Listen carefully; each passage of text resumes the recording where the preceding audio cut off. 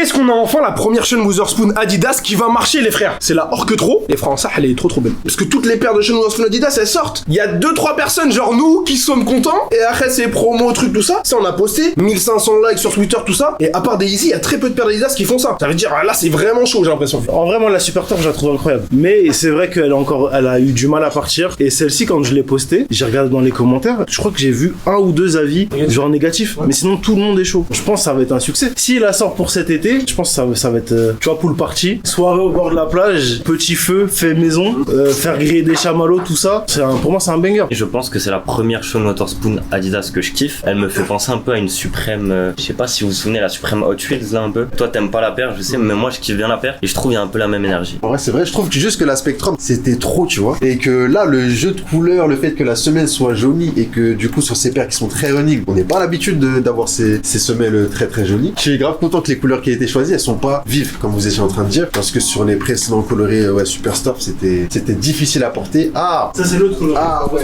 C'est l'autre coloris. J'ai parlé un peu vite quand même, parce qu'elle a quand même fait un coloris avec des couleurs qui sont très vifs. Donc, on a le Sean Wotherspoon très vif et le Sean Wotherspoon pastel. Ça, c'est le coloris typique Sean Wotherspoon. Ouais, en vrai, c'est toujours les mêmes coloris et je trouve il m'a fatigué avec ces coloris. Au début, c'est celle-là qu'on a vue, je me suis dit, il va encore faire la même chose. Et là, j'avoue, je suis content. Quand j'ai vu la rose, je me dis, peut-être que Sean Wotherspoon, il va un peu s'ouvrir, il va aller vers d'autres trucs. Et en vrai, ça fait plaisir parce que je capte que c'est son identité, mais à un moment, faut un peu changer aussi, tu vois. Adidas a vraiment frappé fort avec la Orchestro. C'est une paire qui est inspirée des archives et tout, comme d'habitude. D'ailleurs, je sais pas quel modèle ils ont pris dans leurs archives, parce que je vois rien qui ressemble à ça, tu vois. Dans ce qui se fait actuellement en termes de sneakers, genre ils sont pile poil, tu sais, dans les trucs un peu fashion. Moi, quand je l'ai vu, ça m'a fait penser à une Kiko. Le premier coloris qu'ils ont sorti, c'est un coloris un peu bleu marine. Je me suis même pas dit c'est une Adidas. Je me suis dit, ouais, le modèle est chaud, tu vois. Et après, j'ai vu que c'était une Adidas, et je trouve que là, ils font très fort. Ça fait aussi plaisir que Sean Wotherspoon prenne cette place chez Adidas, parce qu'en vrai, là, ça fait 3 fois que ce soit avec la Super Turf, la EQT et cette paire-là, qu'en gros, ils travaillent en premier sur le modèle pour ensuite lancer un peu les GR. Genre, on a eu la Super Turf Sean Wotherspoon, puis on a eu le droit au coloris GR, etc., qui était d'ailleurs un peu moins bon. Je trouve que là, j'ai l'impression qu'on va avoir un peu la même chose. Genre, lui, il va l'idée sur des coloris qui sont très forts, tout ça, et ensuite, ils vont sortir le modèle en GR. Ça veut dire qu'en gros, ils savent que Sean, il est capable de, genre, chauffer les gens sur des paires, et surtout qu'il est capable de faire des bons produits, en fait. Le fait que ce soit pas sold out, ça veut pas dire que les produits sont pas réussis. Et je pense que, genre, jusqu'à maintenant, je trouve qu'il a rien raté depuis le début, tu vois. Depuis la première paire qu'il a sortie, la 1,97, je trouve qu'il fait aucune faute. Moi, celle qui m'a le moins parlé, c'est la Superstar. Ça, c'était un truc qui me parlait un peu moins, mais apparemment, les gens, ils ont kiffé parce que moi, je la vois quand même beaucoup. Et là, je trouve que, encore une fois, il propose des coloris qui sont efficaces. Je trouve que la paire, elle est bien bossée. En plus, là, ce que j'aime bien, c'est que tu peux ne pas te dire c'est une Sean. Et ça, c'est cool, tu vois. Parce que c'est un coloris qui est réussi. Et du coup, il n'y a pas forcément son identité full comparé à l'autre qui reprend un peu plus ses codes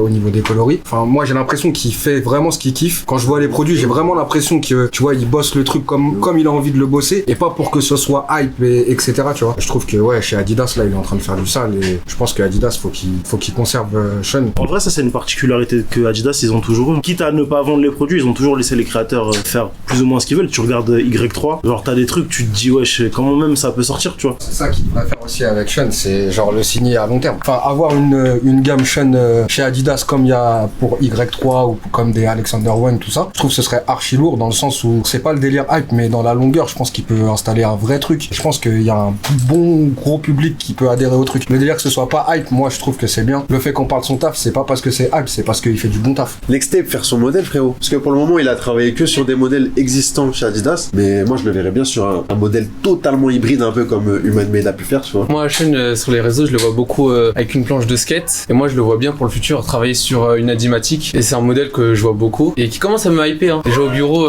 je vous ai vu avec. Nigo, il l'a porté bien au défilé Kenzo. Je trouve que ce serait cohérent qu'il était sur une Adimatic. Hein. Ce que je trouve cool chez Sean, c'est qu'il travaille, enfin, il a ses shops round tout et tout, et qu'il est accès vintage fort, tu vois. Et en vrai, Adidas, il tend depuis très longtemps à ressortir des collections rétro, tu vois, même à ressortir des paires des archives, etc., etc. Et moi, j'aimerais bien qu'il intègre de façon un peu plus deep l'organigramme de genre d'Adidas, parce qu'en vrai, il a une vraie fibre rétro. Pour certains produits, il les a en boutique. Je pense que c'est un gars qui peut aider à faire ressortir des collections qui sont genre grave anciennes et des paires qui sont grave anciennes et tout. Genre, si tu mets un gars sur le côté, pas seulement collaboration, mais vraiment grand public, avec, je sais pas moi, par exemple, une ligne de sap rétro que lui, il va travailler, genre des produits avec des paires que lui, il va travailler et tout, je pense que ça peut être fort de fou, vraiment, vraiment, vraiment.